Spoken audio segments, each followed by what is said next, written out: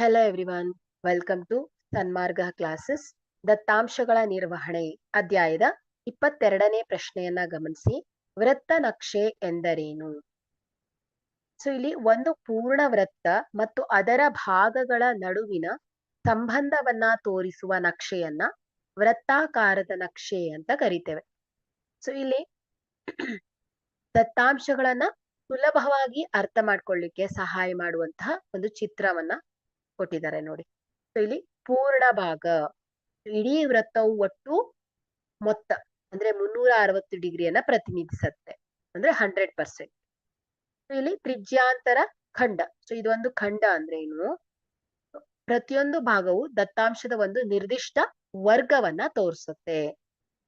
Okay, so ಎಷ್ಟು ಜನ ಇದಾರೆ, ಎಷ್ಟು ದತ್ತಾಂಶಗಳ ಭಾಗಗಳು, ಓಕೆ, ಈ ರೀತಿ ಇದನ್ನ ತೋರಿಸುವಂತದ್ದಾಗಿದೆ. ಓಕೆ, ಸೊ ಪೂರ್ಣವೃತ್ತ ಮತ್ತು ಅದರ ಭಾಗಗಳ ನಡುವಿನ ಸಂಬಂಧವನ್ನ ತೋರಿಸ್ಲಿಕ್ಕೆ ನಾವು ಈ ನಕ್ಷೆಯನ್ನ ಬಳಸ್ತೇವೆ. ಓಕೆ, ಸೊ ಈ ನಕ್ಷೆಯನ್ನು ವೃತ್ತಾಕಾರದ ನಕ್ಷೆ ಅಂತ ಕರಿತೇವೆ. ಓಕೆ, ಸೊ ವೃತ್ತಾಕಾರದ ರೂಪದಲ್ಲಿ ಇದನ್ನ ಡಿನೋಟ್ ಮಾಡ್ತಾ ಇರ್ತೇವೆ.